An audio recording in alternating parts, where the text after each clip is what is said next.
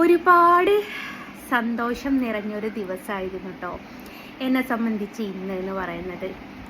അപ്പോൾ ഞാൻ ഇതിനു മുമ്പ് നിങ്ങളുടെ അടുത്തൊരു കാര്യം പങ്കുവെച്ചിട്ടുണ്ടായിരുന്നു. എത്ര പേരത് കണ്ടു എന്ന് എനിക്കറിയില്ല. എന്താ സംഭവം എന്ന് വെച്ചാൽ, രാധാറാണിയുടെ ഒരു നിരപരാധിത്വം കണ്ണൻ തെളിയിച്ച ഒരു കഥ ഞാൻ കേട്ടിട്ടുണ്ടായിരുന്നു. അപ്പോൾ ആ കഥ ഞാൻ നിങ്ങളുടെ അടുത്ത് പങ്കുവെക്കുകയും ചെയ്തിട്ടുണ്ടായിരുന്നു. അതേപോലെ ഒരു എന്താ പറയുക, വഴിപാടെന്നോ ഒരു നേർച്ചയെന്നോ ഒരു പറഞ്ഞിട്ട് ഞാനൊരു നേർച്ച നേർന്നിട്ടുണ്ടായിരുന്നു എന്നൊക്കെ പറഞ്ഞിട്ട് ഞാനൊരു വീഡിയോ പോസ്റ്റ് ചെയ്തിട്ടുണ്ടായിരുന്നു. ഇത്ര പേര് കണ്ടു എന്ന് എനിക്കറിയില്ല കേട്ടോ.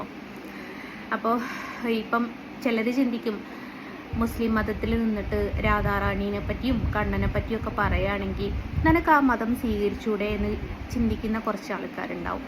അവരോടായിട്ട് എനിക്ക് പറയാനുള്ളത്, മതം എന്ന് പറയുന്നതൊക്കെ ഓരോരുത്തരുടെ വ്യക്തിപരമായിട്ടുള്ള കാര്യങ്ങളാണ്.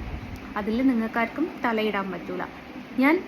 എന്നെ സംബന്ധിച്ച് എന്ന് പറയുന്നത്, ഞാൻ 3 മതത്തിലും വിശ്വസിക്കുന്ന ഒരാളാണ്. ഞാൻ പലപ്പോഴും പല വീഡിയോസിലും പറഞ്ഞിട്ടുണ്ട്, കുട്ടിക്കാലം തൊട്ടേ എന്താ പറയുക, കർത്താവേന്ന് വിളിച്ചൊരാളാണ് ഞാൻ. വലുതായപ്പോൾ കണ്ണനോടൊരു ഇഷ്ടം തോന്നി. അതേപോലെ എൻ്റെ മതത്തിലും നമുക്കൊക്കെ ഒരുപാട് സുഹൃത്തുക്കൾ ഉണ്ടാവില്ലേ. ചില സുഹൃത്തുക്കളുടെ അച്ഛനും അമ്മയും നമുക്ക് വളരെയധികം പ്രിയപ്പെട്ടതായിരിക്കും. അവരെന്ന് പറയുന്നത്, നമ്മളുടെ എന്തെങ്കിലും ഒരു ഇഷ്ടഭക്ഷണമൊക്കെ ഉണ്ടാക്കുകയാണെങ്കിൽ അവർ പോലും കഴിക്കാതെ നമ്മളെ വിളിച്ചു വരുത്തി കഴിപ്പിക്കുന്ന ചില അച്ഛനും അമ്മമാരും ഒക്കെ ഉണ്ടാവും. എന്ന് വെച്ച് നമ്മൾ നമ്മുടെ സ്വന്തം അച്ഛനെയും അമ്മനെയും ഉപേക്ഷിച്ച് അവരുടെ കൂടെ പോവുകയെന്നില്ലല്ലോ. അതേപോലെ തന്നെയാണ് എനിക്ക് കണ്ണനും കർത്താവും എന്ന് പറയുന്നത്. എനിക്ക് ഏറെ പ്രിയപ്പെട്ടതാണ്. പക്ഷേ എൻ്റെ പ്രിയപ്പെട്ടതിനെ ഞാൻ ഒഴിവാക്കിയിട്ട് അങ്ങോട്ടും പോകുന്നില്ല. അതേപോലെ തത്തുല്യമായിട്ട് വില കൽപ്പിക്കുന്നതാണ് മറ്റു 2 മതങ്ങളും. ഞാൻ 3 മതത്തെയും റെസ്പെക്റ്റ് ചെയ്യുകയും 3 മതത്തെയും വിശ്വസിക്കുകയും ചെയ്യുന്ന ഒരാളാണ്. അപ്പം എനിക്കിപ്പം ഈ ഒരു അവസരത്തിൽ നിങ്ങളുടെ അടുത്ത് എന്താ പറയാനുള്ളതെന്ന് വെച്ചാൽ, വളരെ സന്തോഷം നിറഞ്ഞൊരു ദിവസമാണ് എന്നെ സംബന്ധിച്ചിരുന്നത്. കാരണം എന്താ വെച്ചാൽ, നമ്മൾ അപരാധിയാണ് എന്ന് കരുതിയ ഒരാൾ നമ്മൾ നിരപരാധിയാണ് എന്ന് അറിഞ്ഞിട്ട് നമ്മളെ തേടി വരുന്ന സമയത്ത് നമ്മുടെ ആ ഒരു സന്തോഷം എന്ന് പറയുന്നത് പറഞ്ഞറിയിക്കാൻ പറ്റൂല. കാരണം നമ്മൾ തെറ്റ് ചെയ്തിട്ടില്ലെങ്കിൽ, എപ്പോഴും പറയാറില്ലേ, നമ്മൾ തെറ്റ് ചെയ്തിട്ടില്ലെങ്കിൽ കാലം ഒരിക്കലും അത് തെളിയിക്കുന്നു. സത്യമാട്ടോ അത്. നമ്മുടെ ഭാഗത്തൊരു തെറ്റുമില്ലെങ്കിൽ, നമ്മൾ നല്ല ന്യായത്തോടു കൂടിയാണ് നിൽക്കുന്നതെങ്കിൽ കാലം അതിനെ തെളിയിക്കുമെന്നുള്ളതിൻ്റെ ഏറ്റവും വലിയ ഉദാഹരണമാണ് ഞാൻ. എന്നെ ഒരു കാലത്ത് തെറ്റിദ്ധരിച്ച ആൾക്കാർ ഇന്നെൻ്റെ വീട്ടിൽ വന്നു. അവരുടെ തെറ്റിദ്ധാരണ മാറിയപ്പം എന്താ പറയാന്ന് എനിക്ക് അറിഞ്ഞൂടാ. ആരോടാ നന്ദി പറയേണ്ടതെന്ന് എനിക്ക് അറിഞ്ഞൂടാ. എൻ്റെ സിസ്റ്റർ വിളിച്ചിട്ടുണ്ടായിരുന്നു. ഞാൻ അവളോട് പറഞ്ഞു, അന്ന് ഞാനങ്ങാ മരിച്ചു പോയിട്ടുണ്ടായിരുന്നേ, എന്തിനു പറ്റിയായിരുന്നില്ലേ എന്ന് ചോദിച്ചു. കാരണം ഒരു കൂടെ നിന്ന ആൾക്കാരൊക്കെ ഒരു നിമിഷത്തിൽ നമ്മളെ കുറ്റം പറഞ്ഞ് കല്ലെറിഞ്ഞ സമയത്ത് പതറിപ്പോയതാണ് ഞാൻ. പലരും പറഞ്ഞിട്ടുണ്ട് അത് ആത്മഹത്യ നാടകമായിരുന്നു എന്നുള്ളത്. അപ്പോൾ അതിനെക്കുറിച്ച് എപ്പോഴും ഞാൻ ഒരു വീഡിയോ ചെയ്യണമെന്ന് വിചാരിക്കും. ആത്മഹത്യ നാടകമാണെങ്കിൽ എനിക്ക് ബേബി മെമ്മോറിയൽ 50,000 രൂപ ബില്ല് വന്നത്. 3 ദിവസം ICUവിൽ കിടന്നിട്ട് 2 ദിവസം 3 ദിവസം അങ്ങനെ.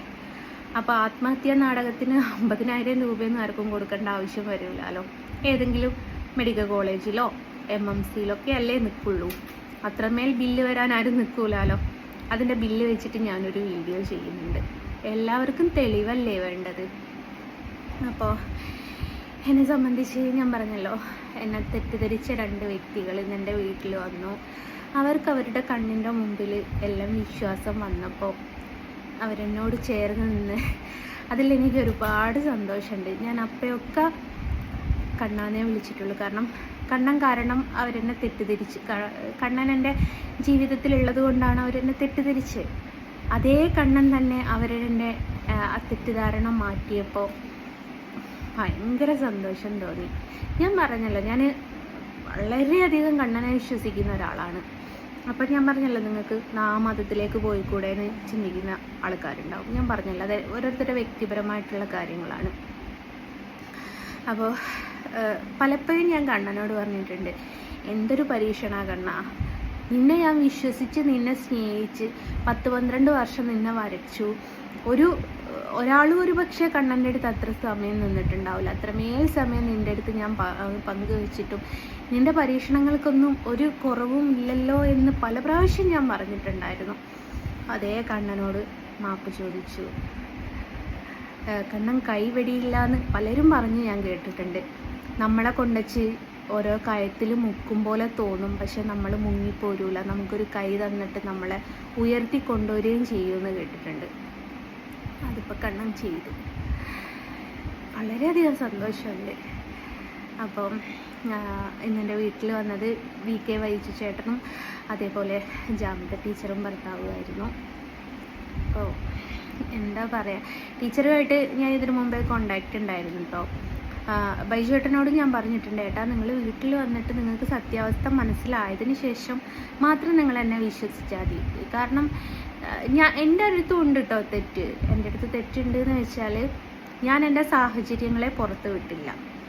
കാരണം അതിൻ്റെ ആവശ്യമില്ല എന്ന് എനിക്ക് തോന്നി. കാര്യം എന്താ വെച്ചാൽ, എന്തിനാ നമ്മുടെ സങ്കടങ്ങൾ മറ്റുള്ളവരുടെ അടുത്ത് പറയുന്നത്? നമ്മുടെ സങ്കടം പറഞ്ഞാൽ ആരും നമ്മുടെ കൂടെ വരൂല, ഇല്ലേ? നേരെ മറിച്ച് നമ്മളടുത്ത് സന്തോഷമാണുള്ളതെങ്കിൽ, നമ്മളടുത്ത് ധനമുണ്ട് എന്നുണ്ടെങ്കിൽ എല്ലാവരും നമ്മളടുത്ത് നിൽക്കും. നമ്മൾ നമ്മുടെ കഷ്ടപ്പാടും ദാരിദ്ര്യമൊന്നും ആരെയും കാണിക്കേണ്ട ആവശ്യമില്ല എന്ന് കരുതിയിട്ട് ഞാൻ എൻ്റെ ഒരു കാര്യങ്ങളും ഞാൻ പുറത്ത് വിട്ടിട്ടില്ല. എല്ലാവരുടെ മുമ്പിലും ഹാപ്പി ആയിട്ട് ഒക്കെയാണ് ഞാൻ ജീവിച്ചത്. പക്ഷെ അത് തെറ്റായിപ്പോയി എന്ന് എനിക്ക് തോന്നുന്നുണ്ട്. നമ്മുടെ സാഹചര്യം മറ്റുള്ളവർ കാണുമ്പോൾ നമ്മളെന്താണെന്നുള്ള അവർക്ക് മനസ്സിലാവുള്ളൂ. ഞാനത് കാണിച്ചില്ല. ഞാനപ്പോഴും വിചാരിച്ചത്, നമ്മുടെ കണ്ണീരൊന്നും ആരോടും പറയണ്ട, നമുക്കുള്ളത് നമ്മൾ തന്നെ അനുഭവിക്കണമല്ലോ. നമ്മളിപ്പോൾ ഒരാളെടുത്ത് എടോ എനിക്ക് ഇത്ര ബുദ്ധിമുട്ടുകളുണ്ട് എന്ന് പറഞ്ഞാൽ ആൾക്ക് നമ്മളെ സഹായിക്കാൻ പറ്റുമെന്ന് ഒരിക്കലും നമ്മളങ്ങനെ ചിന്തിക്കുകയും ചെയ്യരുത്. എനിക്കങ്ങനെ ആരുടെയും സഹായം ഞാൻ സ്വീകരിച്ചിട്ടില്ല എന്ന് പറയുന്നില്ല, ഞാൻ സ്വീകരിച്ചിട്ടുണ്ട്. എൻ്റെ അന്നത്തെ സാഹചര്യം കൊണ്ട് ഇന്ന് ഞാൻ അടിച്ചുറപ്പായിട്ടുള്ളൊരു വീട്ടിൽ നിൽക്കുന്ന സഹായം സ്വീകരിച്ചിട്ട് തന്നെയാണ്. അപ്പം ടീച്ചറും ബൈജേട്ടനൊക്കെ പറഞ്ഞ് അവരൊരു ചാരിറ്റി തുടങ്ങുന്നുണ്ട്, എൻ്റെ വീടൊക്കെ റെഡിയാക്കി തരാം. അപ്പോൾ ഞാൻ പറഞ്ഞു, വേണ്ട ടീച്ചറെ, ദൈവം സഹായിച്ചിട്ട് എനിക്ക് കൈയും കാലും ആരോഗ്യവും തന്നിട്ടുണ്ട്, ഞാൻ തന്നെ അത് റെഡിയാക്കി കൊണ്ടുവരും. കാരണം അതിലാടോ ഒരു സുഖമുള്ളത്. അവരങ്ങനെ ഒരു നല്ലൊരു മനസ്സ് പറഞ്ഞപ്പോൾ ഞാൻ ശരിക്കും അവരെ ഞാനും മനസ്സിലാക്കാതെ പോയിട്ടുണ്ട് കേട്ടോ. അവരുടെയൊക്കെ മനസ്സിൽ അത്രമേൽ ഒരാളെ സഹായിക്കണം എന്നുള്ളൊരു ചിന്താഗതിയാണ്, അത്രമേൽ ഒരാളെ ദ്രോഹിക്കരുത് എന്നുള്ളൊരു ചിന്താഗതിയുള്ള ആൾക്കാരാണ്. അവരത്രമേൽ തെറ്റിദ്ധരിപ്പിച്ചത് കൊണ്ടാണ് അവരിങ്ങനെയൊക്കെ പറഞ്ഞത് എന്നുള്ളത് എനിക്ക് മനസ്സിലായി. അപ്പോൾ അവരെ രണ്ടുപേരെയും അടുത്തറിഞ്ഞപ്പം ഭയങ്കര സന്തോഷം. നിങ്ങളോടുകൂടി ഒന്ന് പങ്കുവെക്കണം തോന്നി. എന്താ പറയുക, എങ്ങനെയാ പറയാമെന്ന് എനിക്ക് അറിഞ്ഞൂടാ. അപ്പോൾ ഇതിലൂടെ ഒരു വിശ്വാസത്തെയും കൂടിയാണ് കാത്തു രക്ഷിച്ചത്. 12 വർഷം എല്ലാവരെയും വെറുപ്പിച്ച്, നാടിനെ വെറുപ്പിച്ച്, വീടിനെ വെറുപ്പിച്ച്, വീട്ടുകാരെ വെറുപ്പിച്ച്, കുടുംബക്കാരെ വെറുപ്പിച്ച് ഞാൻ കണ്ണനെ ചേർത്ത് പിടിച്ചപ്പോൾ, കണ്ണനൊരു നിമിഷം എൻ്റെ കൈ ഒഴിഞ്ഞോ എന്ന് ചിന്തിച്ചപ്പോൾ പതറിപ്പോയ ഒരു നിമിഷമുണ്ട്. അതിൽ കൂടെ ഇപ്പോൾ അഭിമാനകരമായിട്ടുള്ളൊരു നിമിഷത്തിലൂടെ ഞാൻ കടന്നു പോവുക. ഞാൻ പറഞ്ഞല്ലോ, നമ്മുടെ നിരപരാധിത്വം ഒരാൾ മനസ്സിലാക്കിയിട്ട് നമ്മുടെ അടുത്തേക്ക് വരിക എന്ന് പറയുന്നതിനെക്കാട്ടിലും വലിയൊരു സന്തോഷം മറ്റൊന്നുമില്ല മക്കളെ. നമുക്ക് ലക്ഷക്കണക്കിന് കോടിക്കണക്കിന് രൂപ കിട്ടിയാലും നമ്മുടെ നിരപരാധിത്വത്തോളം വരൂല ഒന്നും. അപ്പോൾ ബൈജേട്ടനോടും നമ്മുടെ ജാമിത ടീച്ചറോടും അതേപോലെ ജാമിത ടീച്ചർ ഹസ്ബൻഡ് ഞാൻ എൻ്റെ സ്വന്തക്കാക്കനെ പോലെ കണക്കാക്കുന്ന കേട്ടോ. വളരെ നല്ലൊരു മനുഷ്യനാണ്. എനിക്ക് എന്താ പറയേണ്ടതെന്ന് അറിയില്ല. ഒരു കൂടപ്പിറപ്പ് എങ്ങനെ ആവണമെന്നുള്ളത് ശരിക്കും ആ ഇക്കാക്കനെ പറഞ്ഞാൽ അത്രമേൽ ഞാൻ എന്താ പറയുക, ധൈര്യത്തോടു കൂടെ കാക്കയെന്ന് വിളിക്കുന്നൊരു മനുഷ്യനാണ്. എന്താ പറയുക, നമ്മളിപ്പോഴും ചിന്തിക്കില്ല നമുക്ക് ഇതുപോലുള്ള ഒരാങ്ങളാരുണ്ടായിരുന്നു എങ്കിൽ എന്ന് ഞാൻ ചിന്തിച്ചു പോയൊരു കാക്കയാണത്. അപ്പോൾ എനിക്ക് കാക്കനെ കാണുമ്പോൾ ഒക്കെ നമുക്ക് ആരോ ഉണ്ട്, നമ്മുടെ കൂടപ്പിറപ്പിനെ കാണുമ്പോൾ ഒന്നൊരു സന്തോഷം ഉണ്ടല്ലോ, ആ ഒരു സന്തോഷമാട്ടോ എപ്പോഴും. ഇത്രമേൽ നല്ലൊരു മനുഷ്യനാണ്. ശരിക്കും ടീച്ചർ ഭാഗ്യം ചെയ്ത ഒരാളാണ്. അത്രയും നല്ല കാക്കയാണത്. അപ്പോൾ ഇവരോടൊക്കെ ഞാൻ നന്ദി പറയാണ്. എനിക്ക് എങ്ങനെ നന്ദി പറഞ്ഞാൽ തീരുമെന്ന് എനിക്കറിയില്ല.